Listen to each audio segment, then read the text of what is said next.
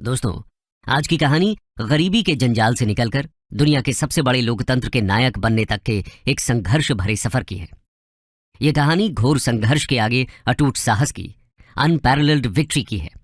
जी हां दोस्तों, आपने सही पहचाना।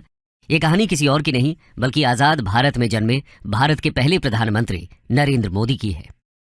कहा जाता है कि आजाद भारत में पंडित नेहरू और इंदिरा गांधी के बाद इतना लोकप्रिय प्रधानमंत्री अगर कोई हुआ है तो वो है नरेंद्र मोदी।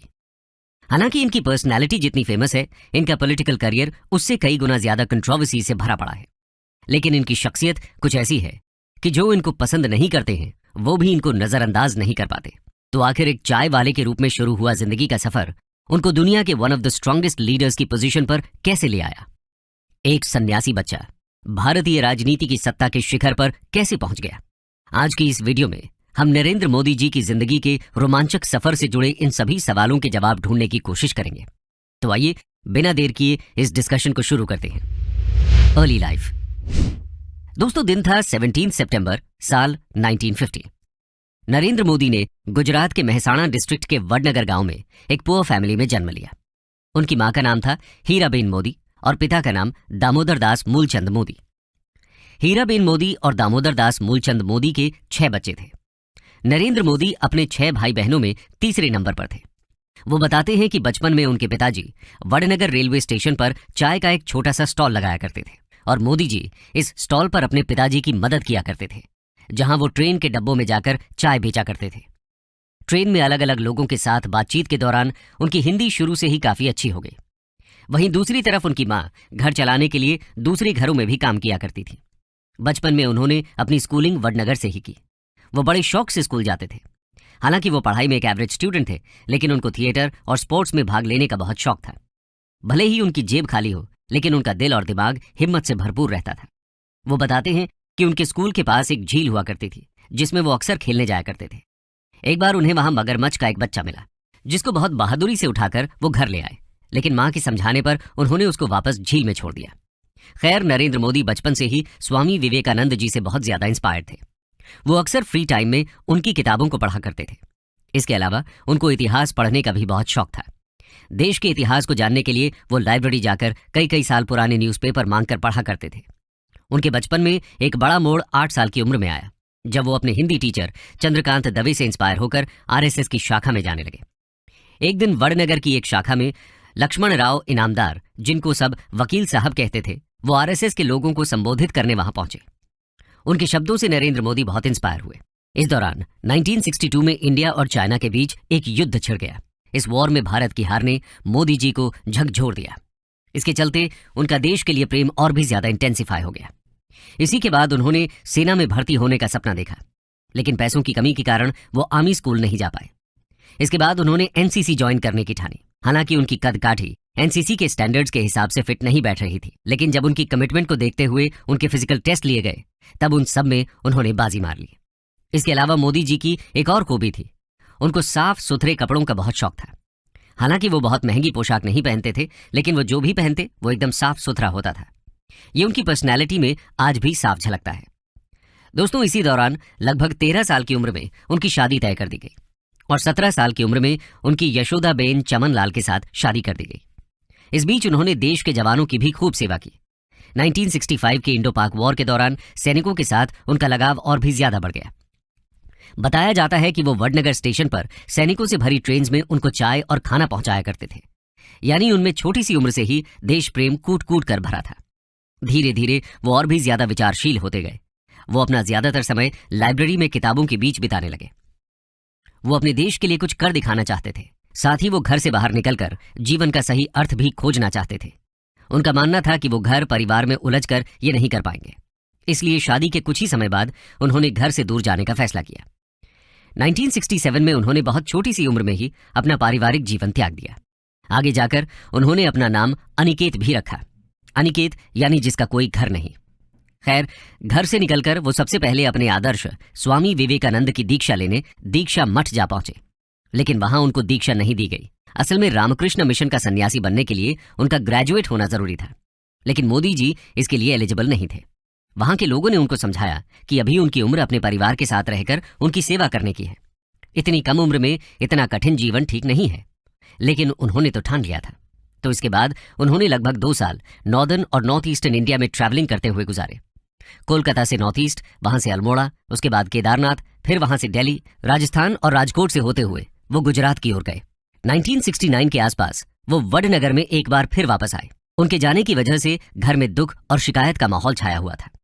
लेकिन इससे पहले कि ये इमोशंस उनको कमजोर करे, मोदी जी एक बार फिर सबसे अलविदा लेकर अपनी तलाश में निकल पड़े। इस बार वो सीधा अहमदाबाद गए। यहां उन्होंने कुछ दिन अपने मामा की चाय की कैंटीन पर काम किया। इस दौरान उनका आरएसएस के रीजनल हेडक्वार्टर्स में आना जाना लगा रहता था। वहां उनकी मुलाकात एक बार फिर वकील साहब से हुई और यहीं से उनकी आरएसएस की जर्नी की शुरुआत हुई। Entry into RSS. दोस्तों, जब वकील साहब की नजर नरेंद्र मोदी पर पड़ी तो उन्होंने उनमें बहुत सी खूबियां नोट की। वकील साहब भी उनसे बहुत प्रभावित थे। अहमदाबाद पहुंचकर वकील साहब ने आरएसएस के गुजरात हेडक्वार्टर्स में मोदी जी के रहने के सभी अरेंजमेंट्स करा दिए। 1971 में 18 साल की उम्र में ही उन्होंने राष्ट्रीय सेवक संघ यानी आरएसएस को ज्वाइन कर लिया और यहां उन्होंने आरएसएस के प्रचारक के रूप में काम करना शुरू कर दिया। अब वो अपना पूरा समय आरएसएस के कामों में बिताने लगे। इस समय उन्होंने गुजरात के कोने कोने में अलग अलग विषयों पर काम किया, जिसकी वजह से उनको लोगों के दुख दर्द की समझ बहुत अच्छे तरीके से होने लगी। आरएसएस में भी वो दिन रात लोगों के बीच जमकर मेहनत किया करते थे। मेहमानों को जगाना, लोगों को चाय नाश्ता देना, ऑफिस की साफ सफाई करना, ये सब उन्हीं के जिम्मे था। इस दौरान मोदी जी ने अपनी पढ़ाई बीच में ही छोड़ दी थी। उस समय वकील साहब ने उनको अपनी पढ़ाई पूरा करने के लिए भी प्रोत्साहित किया। कहा जाता है कि वकील साहब का मोदी जी की पर्सनैलिटी को निखारने में बहुत बड़ा योगदान रहा। पीएम मोदी बताते हैं कि उन्होंने अपना यूथ ज्यादातर वकील साहब के साथ ही बिताया। उन्होंने काफी लंबे समय तक मोदी जी का मार्गदर्शन किया। ये आगे चलकर मोदी जी के सलाहकार भी बने। खैर, 1975 में देश में लगी इमरजेंसी के दौरान जब आरएसएस जैसी संस्थाओं को बैन कर दिया गया, उस समय भी मोदी जी अपने काम से पीछे नहीं हटे। उस समय उनको इस इमरजेंसी का विरोध करने की अहम जिम्मेदारी सौंपी गई। उन्होंने अपनी इस जिम्मेदारी को बखूबी निभाया। इसके बाद आरएसएस में उनका ओहदा पहले से कई गुना बढ़ गया। 1978 में उनको आरएसएस का रीजनल ऑर्गेनाइजर बनाया गया। कुछ समय सूरत और वडोदरा में काम करने के बाद 1979 में उनको आरएसएस की दिल्ली ब्रांच में भेजा गया। दिल्ली से वो कुछ समय बाद एक बार फिर गुजरात वापस लौटे। इस दौरान उन्होंने एक बुक भी लिखी जिसका नाम था संघर्ष मां गुजरात। इस बुक में उन्होंने गुजरात की पॉलिटिक्स और सोसाइटी को बहुत गहराई से डिस्कस किया। 1980 में उन्होंने गुजरात यूनिवर्सिटी से पॉलिटिकल साइंस में अपना ग्रेजुएशन भी खत्म किया। 1985 में आरएसएस ने उनके कमिटमेंट और हार्डवर्क को देखते हुए उनको बीजेपी को सौंप दिया। 1987 में उन्होंने भारतीय जनता पार्टी को उसके ऑर्गेनाइजिंग सेक्रेटरी के रूप में ज्वाइन किया। बीजेपी के सीनियर लीडर्स उनसे बहुत ज्यादा प्रभावित हुए। इस दौर में वो अटल बिहारी वाजपेयी जी के भी बेहद करीब आ गए। पार्टी में काम करते वक्त वो उनसे बहुत कुछ सीखते थे। आज उनकी भाषा में भी वाजपेयी जी की छवि साफ झलकती है। खैर, कुल मिलाकर मोदी जी जहां भी गए उन्होंने लोगों को अपना दीवाना बना दिया। बीजेपी में भी कुछ ऐसा ही हुआ और उनकी मेहनत जल्द ही रंग लाई। 1990 में उनको बीजेपी की नेशनल इलेक्शन कमेटी में इलेक्ट किया गया। अपने इसी रोल के चलते 1990 में उन्होंने लाल कृष्ण आडवाणी की भव्य रथ यात्रा का शानदार आयोजन किया। सोमनाथ से लेकर मुंबई तक चली इस रथ यात्रा में मोदी जी ने आडवाणी के सारथी का काम किया। इतना ही नहीं, उन्होंने गुजरात के स्टेट असेंबली इलेक्शंस में बीजेपी के लिए एक शानदार स्ट्रैटेजी तैयार की। इसी के चलते 1995 में बीजेपी ने गुजरात असेंबली इलेक्शंस में मेजॉरिटी के साथ जीत हासिल की। अपने इस कंट्रीब्यूशन के कारण मोदी जी 1998 में पार्टी के जनरल सेक्रेटरी बन गए। यानी उनकी काबिलियत की बदौलत बीजेपी में भी उनको बहुत तेजी से कामयाबी हासिल हुई। Entry in politics. दोस्तों, इसके बाद मोदी जी की जिंदगी में सबसे बड़ा पॉलिटिकल टर्न आया 2001 में। 2001 में उन्होंने गुजरात के तत्कालीन सीएम केशुभाई पटेल को इस पोजीशन पर रिप्लेस किया। असल में केशुभाई पटेल की तबीयत उन दिनों बहुत खराब रहती थी। ऐसे में इस पद के लिए अगर सबसे ज्यादा डिजर्विंग कैंडिडेट कोई था तो वो थे केवल मोदी जी। इसी दौरान गुजरात में एक बेहद अनफॉर्चुनेट इवेंट भी हुआ। जी हाँ दोस्तों, हम बात कर रहे हैं गोधरा राइट्स की। ये पीएम मोदी के पॉलिटिकल जर्नी का सबसे कंट्रोवर्शियल मोड़ रहा। ऑपोजिशन ने इन राइट्स को लेकर मोदी जी पर कई सवाल उठाए, लेकिन हाल ही में उन्हें और उनकी पार्टी को इस केस में सुप्रीम कोर्ट द्वारा क्लीन चिट दे दी गई। इसके बाद वो 3 कंसेक्यूटिव टर्म्स के लिए सीएम के पद पर नियुक्त होते रहे। सीएम के तौर पर उन्होंने गुजरात की इकोनॉमी, उसकी एग्रीकल्चरल और टेक्नोलॉजिकल डेवलपमेंट को बहुत तेजी से बूस्ट किया। हालांकि गुजरात हमेशा से इंडिया के डेवलप्ड स्टेट्स में से एक रहा, लेकिन मोदी जी के आने के बाद इस स्टेट के डेवलपमेंट में 4 चांद लग गए। 2001 से 2010 तक गुजरात ने 10.9% का ग्रोथ रेट अचीव किया, जो उस समय देश के बाकी सभी स्टेट्स में से सबसे ज्यादा था। इतना ही नहीं, उन्होंने गुजरात को एक ल्यूक्रेटिव इन्वेस्टमेंट डेस्टिनेशन में भी तब्दील कर दिया। इस दौरान उन्होंने स्टेट में करप्शन खत्म करने के लिए भी बहुत काम किया। गुजरात के डेवलपमेंट मॉडल को देखकर उनका नाम पूरे देश में चमचमाने लगा। इस दौरान वो केवल बीजेपी के ही नहीं बल्कि पूरे देश में एक स्ट्रांग लीडर के रूप में सामने आए। 2014 में उन्होंने वाराणसी से अपने पहले लोकसभा इलेक्शन लड़े। इन इलेक्शंस में उनको रिकॉर्ड ब्रेकिंग विक्ट्री हाथ लगी। दोस्तों, यहां गौर करने वाली बात यह है कि मोदी जी के चाय की दुकान से लेकर देश के पीएम बनने का सफर लोगों में एक खास उम्मीद जगाता है। मोदी जी की कहानी लोगों में डेमोक्रेसी के प्रति एक अटूट विश्वास जगाती है। लोगों को उनमें एक ऐसा आदमी दिखता है जो उनके दुख और दर्द भी समझता है। इसके अलावा आपको बता दें कि जब से उन्होंने अपनी पॉलिटिकल लाइफ में कामयाबी हासिल करनी शुरू की, उनका परिवार सत्ता के गलियारे से हमेशा दूर रहा है। 2014 हो या 2019, पीएम पद की शपथ ग्रहण समारोह में भी उनके परिवार का कोई भी व्यक्ति नजर नहीं आया। वो कहते हैं कि पूरा देश ही उनका परिवार है। देश का हर नागरिक उनका भाई और बहन है। उनका जो कुछ भी है वो सब कुछ उनके देशवासियों का है और अपने देश के सिटीजन्स के साथ उनका यह अटूट कनेक्शन आज उनकी सक्सेस की सबसे बड़ी वजह है। ये नरेंद्र मोदी पर लोगों का संपूर्ण विश्वास ही है, जिसकी वजह से 2014 और फिर 2019 में देश की जनता ने उन्हें वोट्स के मामले में पूरी दुनिया में सबसे ज्यादा मत देकर विजयी बनाया है।